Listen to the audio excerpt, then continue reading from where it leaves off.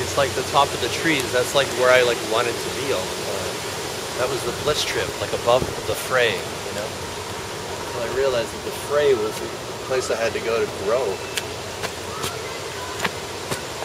So you want to be like one of these trees, like you're totally rooted and you're totally solid.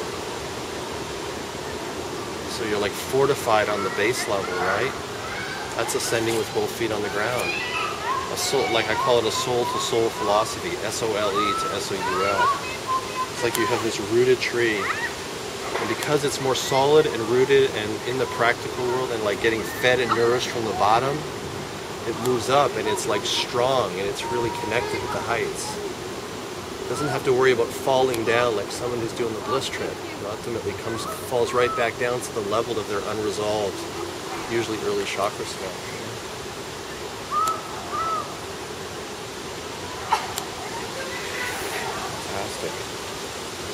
Just to be this tree.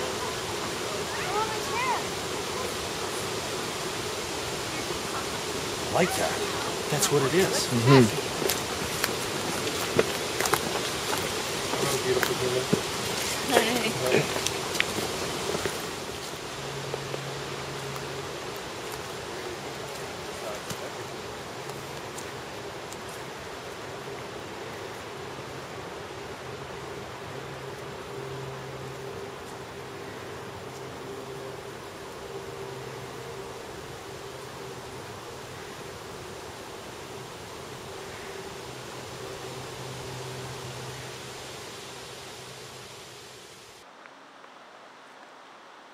Where you put your feet decides everything.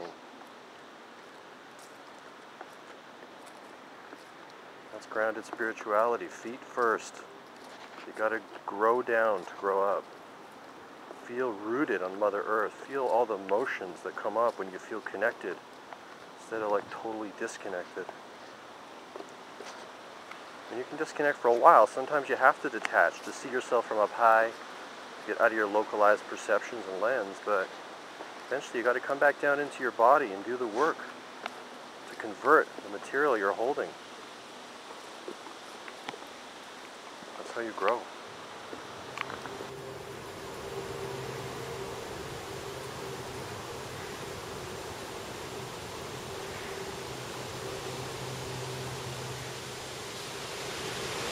This is where spirituality starts, right there. This is where spirituality begins, right here. With your feet on Mother Earth, feeling your connection to nature, feeling the emotions that come up when you're really connected to the earth and the energy moves upward, feeling the blocks and obstructions. You can't feel your feet, you can't be in the moment. I mean, truth is the gateway to the moment, but it begins with your feet.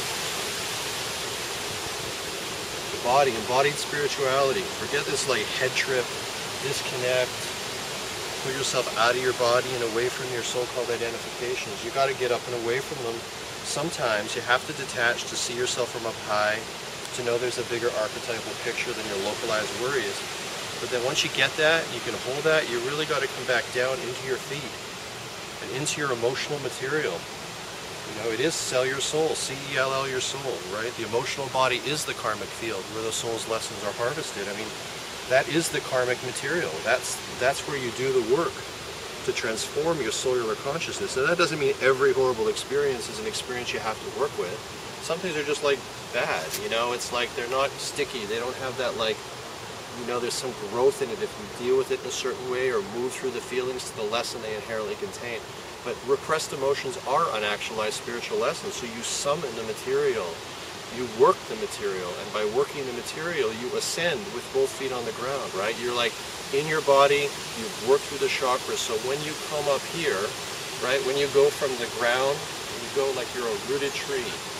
So when you go higher and higher and higher, you have a sustainable base point. So that you don't just have an enlightenment experience, you don't just have an enlightenment experience, you experience a more enlightened way of being, or what I call enrealment in the book, where you're in all places.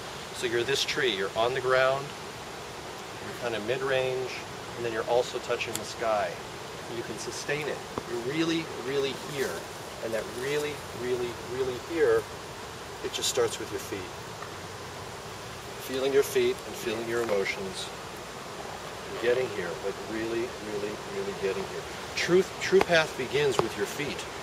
False path is really something that sort of is sourced in our disconnect from the grounded plane, in this earthy dimension of emotionality, of aliveness, sturdiness, all that.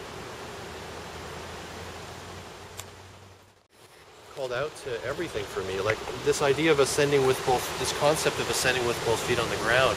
It doesn't emanate directly from reading Maslow, but it really, I got it. It was like, because that was my experience growing up in an impoverished home, living in 15, 17 houses, whatever, all these places. It was like so much anxiety about basic survival, and it was like he was right. When my consciousness was gripped at the roots, I could not even begin to consider existential issues or like meaning of life issues. It was the meaning of life was like food on the table, you know? I think the guy really got that. Really got it, and he really understood the importance of feeling strong about the self, like building the healthy ego, like feeling fortified, sense of self-esteem, you know? It's like there's so much dismissing now of self-esteem, healthy ego development, as though that's like an illusion. It's not an illusion. It's essential. Like if you're going to evaporate into essence or have a unity experience, you need someone to come home to. Otherwise you're just like, you know, I see a lot of this on the West Coast and, well, and elsewhere, but a lot of it, because I was there a lot, you're just like floating, but really not, you know, the guy's coming to kick them out of the apartment because they didn't pay the rent, you know. It was like just like so much of that, and he really understood you had to take care of each like chakra basically on the way up, so that when you went up here, you know, and you felt whatever up here is, I mean for me it's more through my heart, but it's like when you got to a place where you could feel more heartfully connected to everything, you were also like strong in your sense of self, rooted on the planet, and had a good, healthy, functioning ego, you know? I mean, if you want to like really do this kind of work and let go, you know, to honor a creative path, you have to deal with judgment a lot, like what people think of how you look, how you dress, how you write on your hands when you're lost in process, right? So it is really important that you have a strong enough sense of yourself that you can withstand that and you can stay in the fire of the creative process. Because what otherwise happens, and it happened to me at the beginning of the book, I felt like I was like, I'd gone wild. I was like writing on my hands, I was filling up my answering machine with messages and all that. It was like I was on that river, I was getting pulled to it, and then people around me would judge me, like I can't leave you a message, and like you have ink all over your hands. And really what allowed me to stay in the fire of the process was feeling strong and assured in myself. Having, you know, Ram Dass says you have to become something before you become nothing. So before I could evaporate into essence in the creative process, I had to go to law school. I mean, or I had to do whatever I had to do in the business world or whatever to prove to myself that what my family told me wasn't true, that I was a valuable, worthwhile person. So when I could let go of everything, I had somebody to come home to. Right? Yeah.